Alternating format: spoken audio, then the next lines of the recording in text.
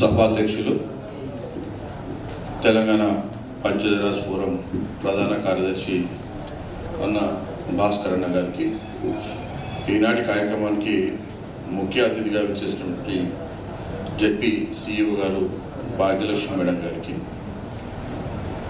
అలాగే టీఎన్జిఓస్ అధ్యక్షులు, employees JAC chairman అన్న పరమేశ్వరన్న గారికి, ఎంపీడీఓ శ్రీనివాసరావు గారికి, భవన్ అధ్యక్షులు నాగభూషణ్ గారికి, పిలువగానే విచ్చేసినటువంటి జనరల్గా టీఎన్జిఓ సంఘంలో టీచర్లను పిలుచుకో తక్కువనే, ఇక్కడ మనకు వాళ్ళకు కొద్దిగా దూరం ఉంటాం, కానీ వాళ్ళు మేము పిలువగానే విచ్చేసినటువంటి ఎస్టీయు అధ్యక్ష కార్యదర్శులు పట్నం గోపాల్ గారికి, శ్రీధర్ గారికి, టీఎన్జిఓస్ సహాధ్యక్షులు నిమ్మ సురేందర్ రెడ్డి గారికి, వెనక లిస్టు బాగా పెద్దగా ఉన్నది, చెప్తామంటే ఆకులని చీకున్నదాకా మీరు ఏమనుకోకపోతే మీ అందరికి కూడా నమస్కారాలు తెలియజేస్తూ,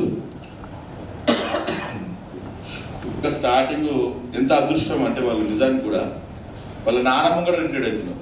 వాళ్ళ నాన్న ముందు కూర్చేసుకొని కూర్చుంటే 61 సంవత్సరాలు నిండి వారు రిటైర్డ్ అవుతున్నారంటే చాలా తక్కువ మందికి భాగ్యం కలుగుతుంది. అంటే చాలా తక్కువ. నాకు తెలిసి నేను 2-3 చూసి ఇప్పటివరకు ఇట్లాంటివి జనరల్గా వాళ్ళ చాలా సంతోషం ఉంటుంది. వాళ్ళ తల్లిదండ్రులు కానీ మా కొడుకు ప్రయోజకుడి ఈరోజు రిటైర్డ్ అవుతున్నారంటే అంత ఆశామాషి విషయం ఏం కాదు. జనరల్గా నాకు స్టార్టింగ్లో అసోసియేషన్లో రామ్మోహన్ గారిని నేను తీసుకొస్తాను మా సురేందర్ చెప్పిండు, చెప్తే బాగా తిన్నా. అంటే జనరల్గా నాకు అసోసియేషన్లో రెగ్యులర్గా అనిపించిన వాళ్ళకు లేకపోతే ఇంకోలో అనిపించిన వాళ్ళకి పదవి ఇద్దామనే ఉంటుంది మాకు. జనరల్గా వీళ్ళు ఎప్పుడు రాకపోయేది నువ్వు ఎందుకు ఇస్తున్నావు అనవసరంగా అంటే లేదు ఒకసారి ఇచ్చి చూడు, ఒకసారి చూద్దాం, చూస్తే తెలుస్తుంది మనకు కూడా అయిందంటే సరే అని చెప్పేసి అటువంటి ఇచ్చిన తర్వాత ఆయన మాకంటే బ్రహ్మాండంగా పనిచేస్తుంది. మేము అధ్యక్ష కార్యదర్శులు అయినా కూడా లాస్ట్లో జెడ్పీకి సంబంధించిన ఎలక్షన్లు జరిగితే కూడా పాపం వాళ్ళు చొరవ తీసుకొని అప్పటిదాకా మన దగ్గర టీఎన్జిఓస్ ఇక్కడ సిద్దిపేట జిల్లాలో ఎక్కడ రాష్ట్ర వ్యాప్తంగా ఎక్కడ కూడా జెడ్పీ అసోసియేషన్ లేవు. అప్ టు టీఎన్జిఓస్కి అసలే కలిసి వీళ్ళు స్పెషల్గా ఇక్కడ సిద్దిపేటలో మొత్తం అందరిని తీసుకొచ్చి ఖచ్చితంగా మీరు చేయాలంటే జెడ్పీ అసోసియేషన్లో మేము ఉంటామన్నా మేము కూడా వస్తాం, టీఎన్జిఓస్ కప్పుకొని వస్తామని చెప్పి వచ్చిన తర్వాత వారిని అధ్యక్షులు చేసిన తర్వాత 14 సంవత్సరాల సీనియర్ ఉన్నవారు వాళ్ళు కూడా మేము ఎప్పుడు ఫోన్ చేయగానే బాబు అని చెప్తున్నాం. చెప్పే బాబు పొద్దుగానే ఫోన్ చేసినామంటే ఈ సీఓ ఎక్కడమ్మా. కానీ ఉద్యోగుల పరిస్థితి ఏంటంటే నాకు కూడా ఓసారి ఉద్యోగం అంటే ఓసారి అప్పుడప్పుడు కోపం వస్తుంటుంది, కానీ ఉద్యోగంలో చేరిన తర్వాత చేయాలి కాబట్టి ఖచ్చితంగా చేయాల్సి వస్తుంది. ఎందుకంటే వాళ్ళు పాపం 20-26 ఏళ్ళ సీనియారిటీ బాగా చేసినా కూడా ఒకటే ప్రమోషన్తో రిటైర్డ్ అవుతున్నారు. ఈరోజు ఈ ప్రమోషన్ రాకపోవడం, కొద్దిగా ఈ సర్వీస్ మ్యాటర్స్లలో చాలా ప్రభుత్వాలు అన్నీ కూడా విచ్చలవిడిగా ఉండడం. యాక్చువల్గా ఏంటంటే నాకు తెలిసిన కాడికి ఈరోజు డిప్యూసీఓ ర్యాంక్లో లేకపోతే ఎంపీడీఓ ర్యాంక్లో రిటైర్డ్ కావాల్సి 26 వేలు సబ్మిట్ చేస్తే వాళ్ళకి మాట ఒకటే ప్రమోషన్ వచ్చి జూనియర్ అసిస్టెంట్ నుంచి సీనియర్ అసిస్టెంట్ అయినా అంతే.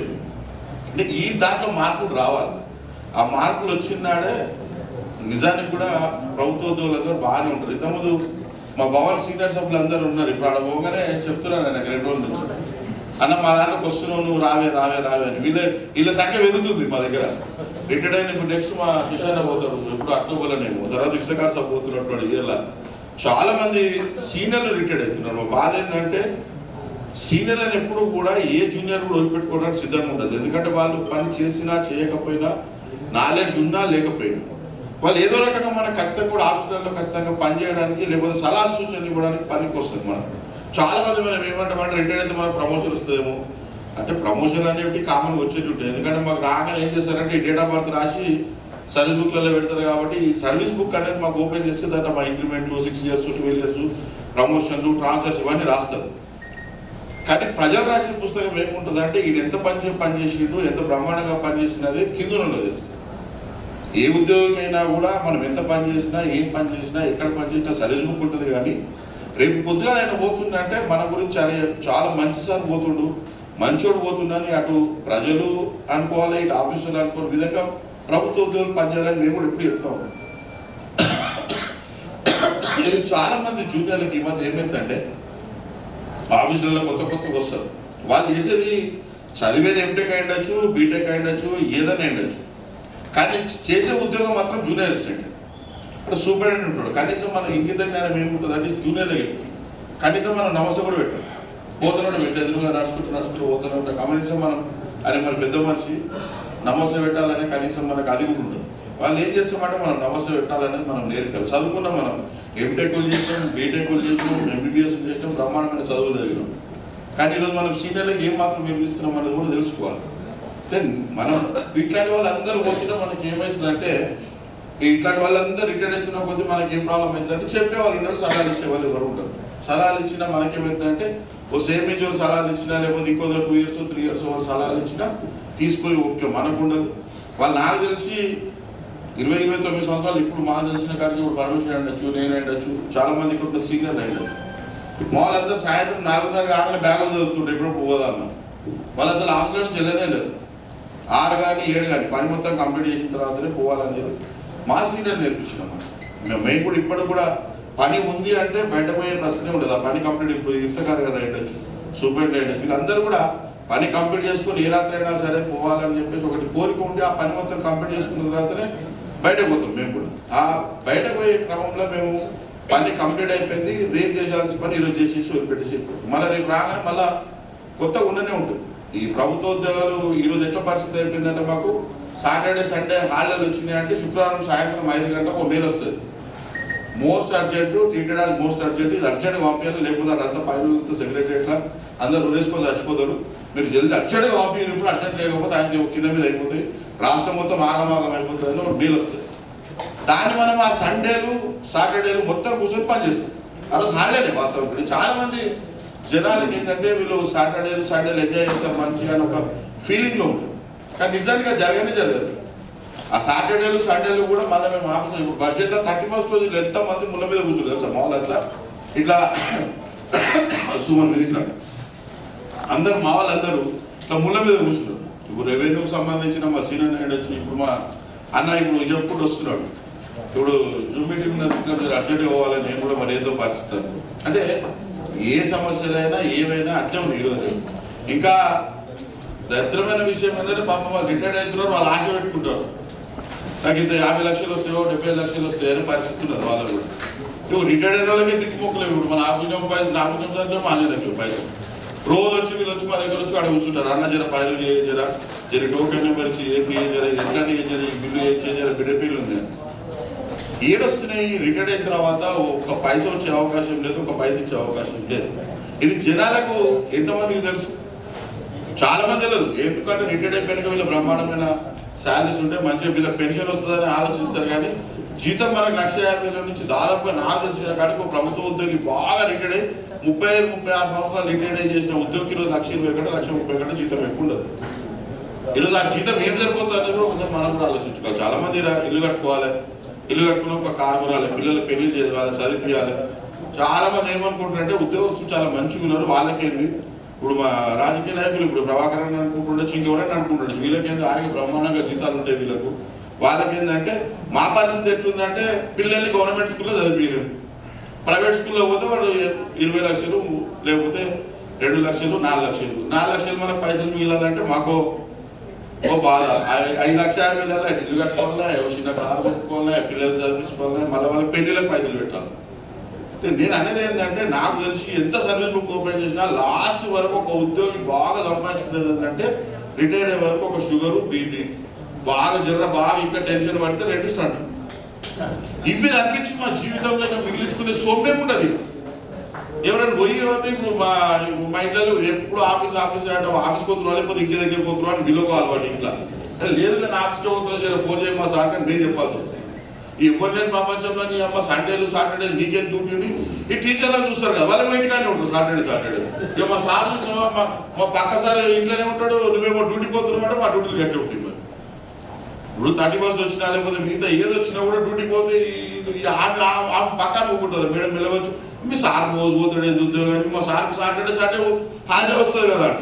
ఈ లేట్ పోయిన ఒకటి ఏంటంటే ఇట్లా వీళ్ళకి అనుమానం, వీళ్ళలో లేకుంటాయి మళ్ళీ మాకు ఏదైనా మా ఆఫీస్కి వెళ్ళిన దండం పెడతారు అని ఇవన్నీ చెప్పుకోవాల్సి ఉంది. అంటే ఉద్యోగుల జీవితాలు ఏది కూడా కరెక్ట్గా ఉండదు. ఎవరో కొందరు మంచి బతికినంత మాత్రాన అందరి జీవితాలు మంచిగా ఉండేది నేను అనుకోను. ఎందుకంటే సరే అచ్చయ్య సారు ఎంతో కొంత ఫైనాన్షియల్ మా రామ్మోహన్ అన్న జర సంపాదించి పెట్టాడు కాబట్టి కొద్దిగా అటు ఆయన రామ్మోహన్ అన్న జర మంచిగా ఉన్నారు. రామ్మోహన్ అన్న కూడా నాకు తెలిసిన కాడికి ఆయన ఆఫీస్లో బ్రహ్మాండంగా పనిచేసినది ఎప్పుడు వదిలిపెట్టి ఆయన పనిచేసిన ఎందుకు పనిచేసిందంటే మొదలు మంచిది కాబట్టి. ఇప్పుడు ఆమె ఇంట్లో పిల్లల్ని చూసుకున్నది, పిల్లల చదువు కోసం చూసుకున్నది, టైం కనుక టిఫిన్ పెట్టింది, మధ్యాహ్నం భోజనం పెట్టింది, రాత్రి అన్నం పెట్టింది. ఆరోగ్య సంబంధించిన పిల్లలకి వచ్చినా వాళ్ళ మామకి ఏదైనా సమస్యలు వచ్చినా కూడా ఆమె చూసుకున్నది ఈరోజు. కాబట్టి మా రామోహన్ నాటి అసోసియేషన్ అయితే 3 ప్రెసిడెంట్లు మా దగ్గర. అది వాళ్ళ కుల సంఘానికి ప్రెసిడెంట్, జెడ్పీకి ప్రెసిడెంట్, మా దాంట్లో అనుకుంటా మళ్ళీ అసోసియేట్ ప్రెసిడెంట్. ఈ 3 ఎప్పుడు మీటింగ్ ఉండేనే ఉంటాయి. ప్లస్ ఆఫీసు మళ్ళీ ఇవన్నీ చూసుకోవాలంటే చాలా ఇబ్బంది. కానీ అది చూసుకోవడానికి ఈరోజు ఏమైనా పిల్లలకు జ్వరం వచ్చినా, లేకపోతే పిల్లల చదువు విషయాలైనా, పిల్లల దగ్గర పోయి మనం మాట్లాడాలన్నా, హెల్త్ పాయింట్ ఆఫ్ వ్యూ ఏదైనా ఉండాలన్నా కూడా ఈరోజు ఇంట్లో వాళ్ళ భార్యలందరూ కూడా మంచిగా చూసుకున్నారు. కాబట్టి ఈరోజు మంచిగున్నాం మనం కూడా. ఇప్పుడు మాకు కూడా ఏంటంటే మీకు ఎంత క్రెడిట్ వచ్చినా ఏది వచ్చినా కూడా 70% ఆఫ్ ది క్రెడిట్ మీ వదిలికి మీ భార్యకే పోతుందన్న. నాదే బాగా అని చెప్పేసి గల్లలేదు.